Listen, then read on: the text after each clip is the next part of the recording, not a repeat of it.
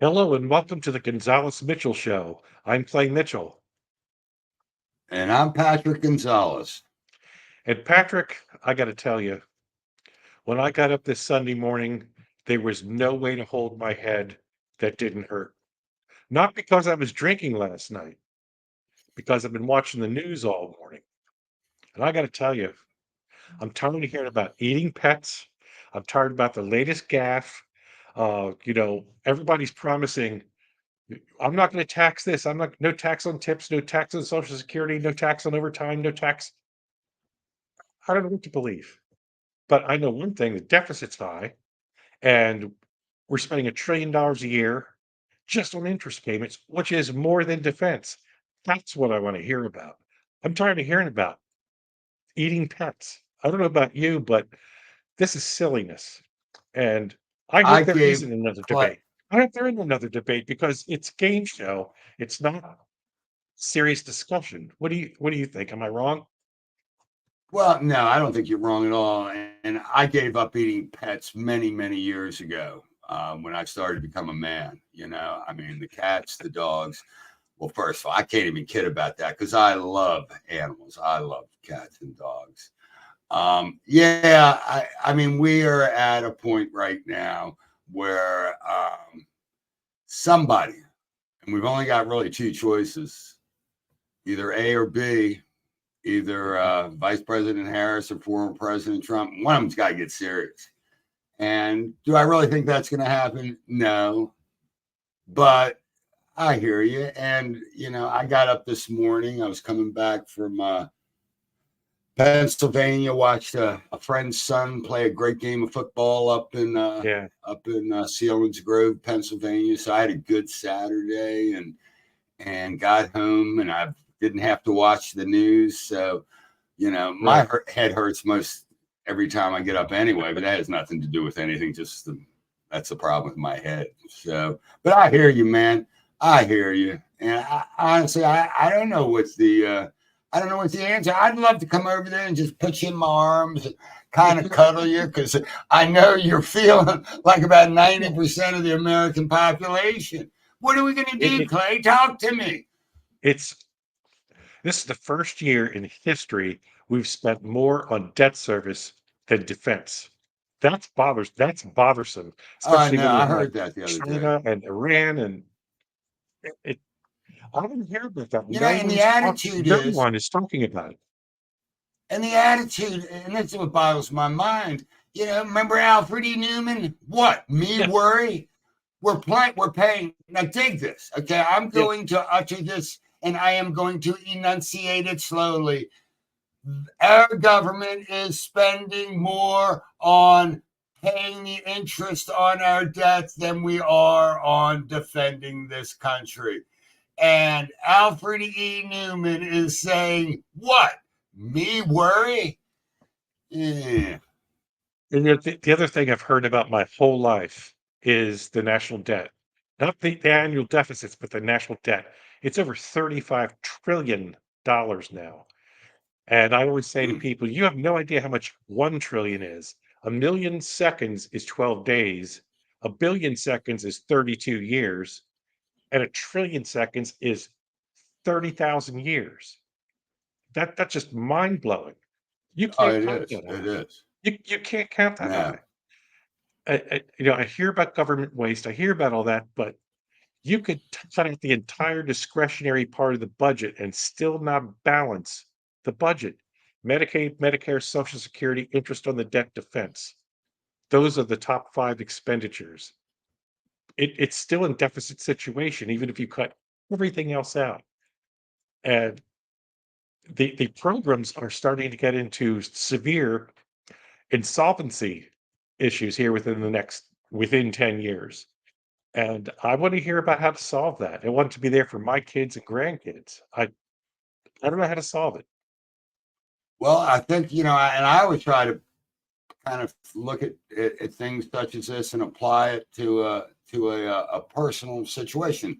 For instance, how many families can survive or do survive this kind of excruciating debt? I would venture to guess not too many.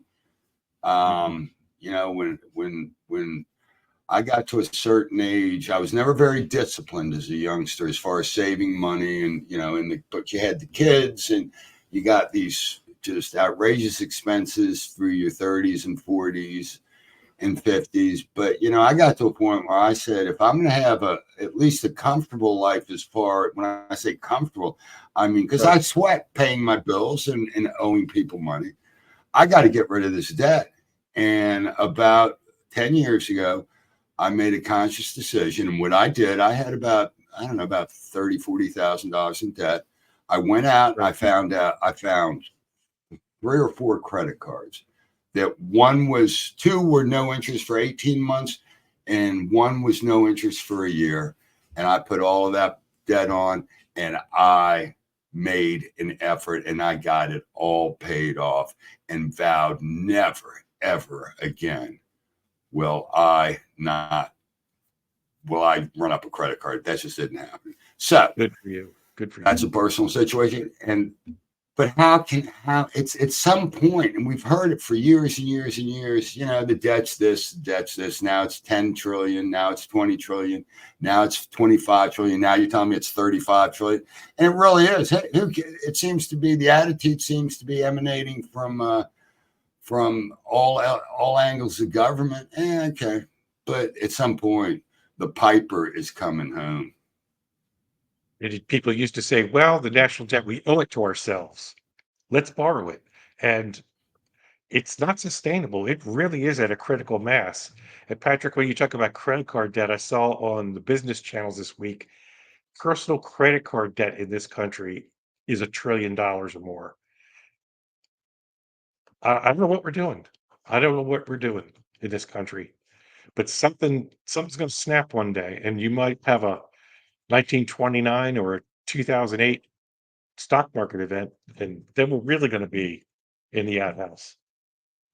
I I know, yeah, and I hope it doesn't come to that. But it takes initiative to solve this, and it takes sort of unpleasant decisions from all members of our government, from the legislative branch, from the executive branch, and no one's ever going to campaign on solving the debt issue because it's not what what's in it for me, and it's just. right. But at some point, so there's got to be some honest talk, and this gets back to, I think, your frustration with the news this this morning is it's all this silly, nonsensical garbage. But there are some hard discussions that our leaders need to have with us. And yeah, it's easy to blame them, but some of the responsibility lies with us as the voters too, because Yes. we accept it. We allow them to get away with this, and it's just like the for the border. The border is a disaster in my opinion. Okay, and everybody's casting blame back and forth. It's his fault. It's her fault. It's this. You know, Clay, collectively is how I look at it. If the border is a disaster, which it is all our faults, yours, mine, and everyone. And therefore, if we approach it that way, then we can look at it as, hey, if it's all our responsibility, then collectively we can start to solve it, all of us. And I I just think remember. what's Go that? I'm ahead. sorry. Go ahead. Yeah, no, I was just gonna. There's just too much pitting one side against another because that's what is effective in electoral politics, and But at some point, the chickens are coming home to roost, and you cite the biggest example with the national debt, but it's just issue after issue, and we've got to stop having such an adversarial relationship. I think to begin to solve some of them. I remember we just had the 23rd anniversary of 9/11. 24 years ago, we were running a surplus. In fact, Congress was arguing over what to do with the surplus. They were going to shore up Social Security and Medicare. They were paying down on some debt. They were paying off some of the longer term bonds. And I remember thinking, this is like right around 2000, thinking, wow, the country's in really good shape. we could have another big American century. 9/11 happened, and that was the excuse to spend money.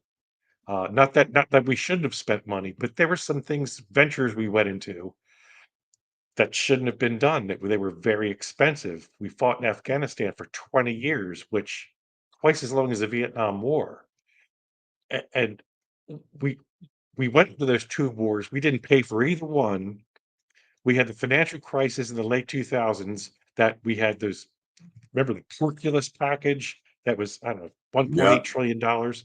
That wasn't paid for. And we just got done through COVID spending all kinds of money. That wasn't paid for. Someone's going to pay something Excuse me. sometime soon. Oh yeah, no, the bills are eventually gonna come to roost. And I guess Clay, and I don't want to get too heavy, but Mhm. at some point, some of the basic kind of fundamentals of life and the principles coming. I mean, I found through personal experience, I have found in my life that the three most constructive words that I have ever come across for Patrick have been, I was wrong. Because when I'm in a situation and I'm dealing, rather than get defensive, and I get my hackles up and I want to fight like everybody else, but when I can kind of get past that and sit down and just really reflect, there have been times I was wrong. And when I go and I say, I was wrong, constructive things start happening. And this is the key one, brother. The three most powerful words for Patrick Gonzales in his life have been, I am sorry, and to Yeah. genuinely mean it. And if we could get just some of those basics, there's not a human being on this earth that won't forgive.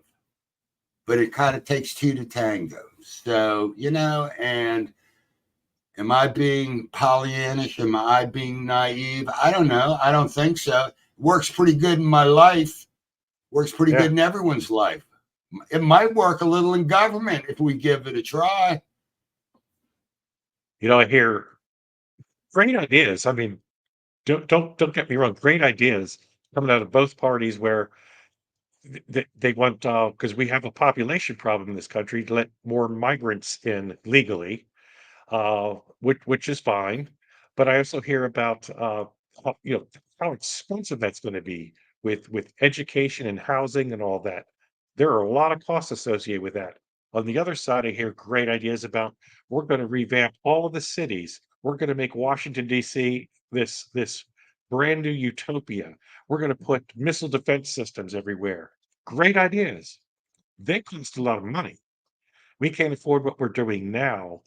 Uh, and how to pay for that, I don't have a clue, but I do think we're spending way more money than we have to on everything, and we have to take a look at everything, and it's not gonna happen. That's my fear.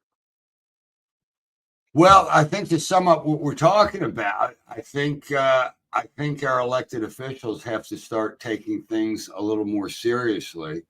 And for that to happen, I think the voters, we, the citizens of this country, have to start taking things a little more seriously. I Mhm. think it's a joint effort. I don't think it's a one or the other. I think it's going to take a whole lot of people to kind of, even if they don't have to articulate it out loud, even within yourself, to say, "Hey, maybe I was wrong." And even if it's impossible for you to say, "I am sorry," Clay Mitchell, I haven't heard a politician say, "I am sorry," and I don't know how long.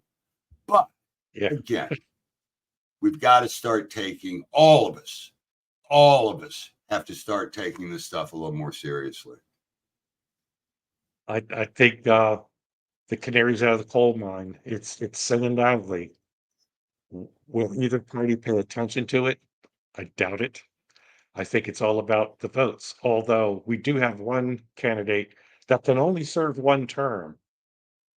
He's not looking for a second term. That may be a reason to vote that way. On the other hand, You have a lot of other problems in this country, and people think that that's the way to vote. No matter which way it is, we got to get the fiscal house in order because my head hurts. Patrick, I agree. No, I yes, need I sir. need I need I need some buffering, man. I got I got Excedrin. except my dad used to say, I got an Excedrin 930, whatever that meant.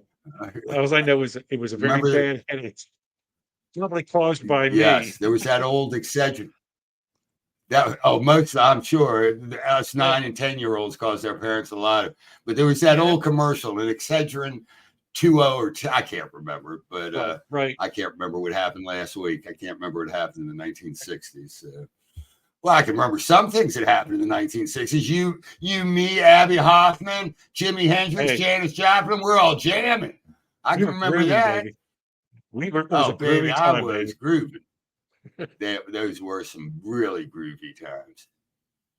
Well, Patrick, this week on the show, we have scheduled uh, Carroll County State's Attorney Haven Shoemaker is going to be on the show. That should be later in the I week. can't wait. I'm looking forward to that. Uh, he's a serious guy who sees a lot of problems and has some good suggestions on how to solve them. So I look forward to speaking with him this week.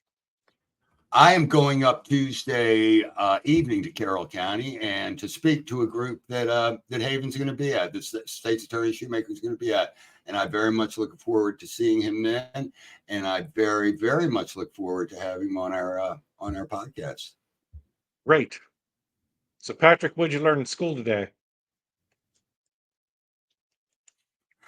Well, I learned that when I wake up, have some aspirin ready for my buddy because his head's Yeah. aching. And I learned to take away the remote from my buddy Clay because that news on Sunday morning makes his head hurt. And what else did I learn in school today? I don't know. School should. I learned it in Sunday school.